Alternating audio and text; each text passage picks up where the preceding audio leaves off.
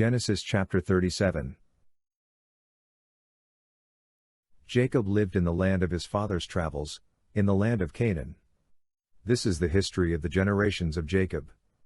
Joseph, being 17 years old, was feeding the flock with his brothers. He was a boy with the sons of Bilhah and Zilpah, his father's wives. Joseph brought an evil report of them to their father. Now Israel loved Joseph more than all his children, because he was the son of his old age, and he made him a tunic of many colors. His brothers saw that their father loved him more than all his brothers, and they hated him, and couldn't speak peaceably to him. Joseph dreamed a dream, and he told it to his brothers, and they hated him all the more. He said to them, "Please hear this dream which I have dreamed, for behold, we were binding sheaves in the field, and behold, my sheaf arose and also stood upright, and behold, your sheaves came around, and bowed down to my sheaf." His brothers asked him, "Will you indeed reign over us? Will you indeed have dominion over us?" They hated him all the more for his dreams and for his words. He dreamed yet another dream, and told it to his brothers, and said, "Behold, I have dreamed yet another dream, and behold, the sun and the moon and 11 stars bowed down to me." He told it to his father and to his brothers. His father rebuked him, and said to him, "What is this dream that you have dreamed? Will I and your mother and your brothers indeed come to bow ourselves down to the earth before you?" His brothers envied him, but his father kept this saying in mind. His brothers went to feed their father's flock in Shechem. Israel said to Joseph, "Aren't your brothers feeding the flock in Shechem? Come, and I will send you to them." He said to him, "Here I am."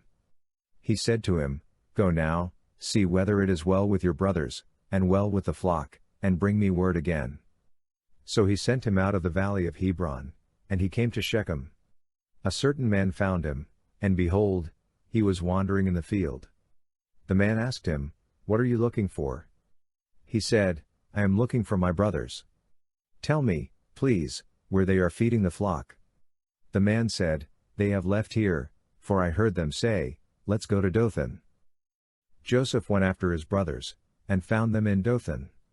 They saw him afar off, and before he came near to them, they conspired against him to kill him.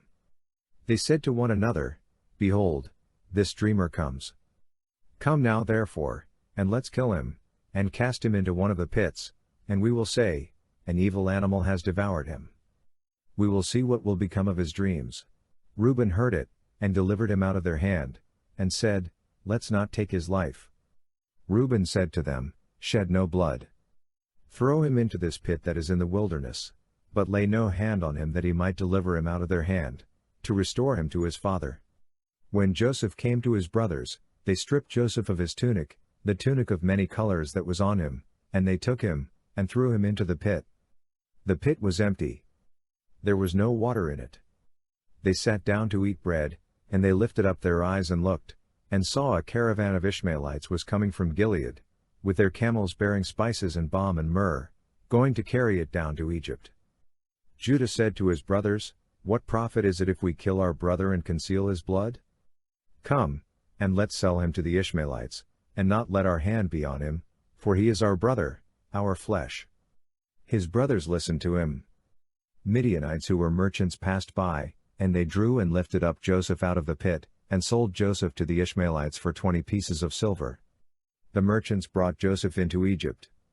Reuben returned to the pit, and saw that Joseph wasn't in the pit, and he tore his clothes. He returned to his brothers, and said, "The child is no more, and I, where will I go?" They took Joseph's tunic, and killed a male goat, and dipped the tunic in the blood. They took the tunic of many colors, and they brought it to their father, and said, "We have found this. Examine it, now, and see if it is your son's tunic or not." He recognized it, and said, "It is my son's tunic. An evil animal has devoured him. Joseph is without doubt torn in pieces." Jacob tore his clothes, and put sackcloth on his waist, and mourned for his son many days. All his sons and all his daughters rose up to comfort him, but he refused to be comforted. He said, "For I will go down to Sheol to my son, mourning." His father wept for him. The Midianites sold him into Egypt to Potiphar, an officer of Pharaoh's, the captain of the guard.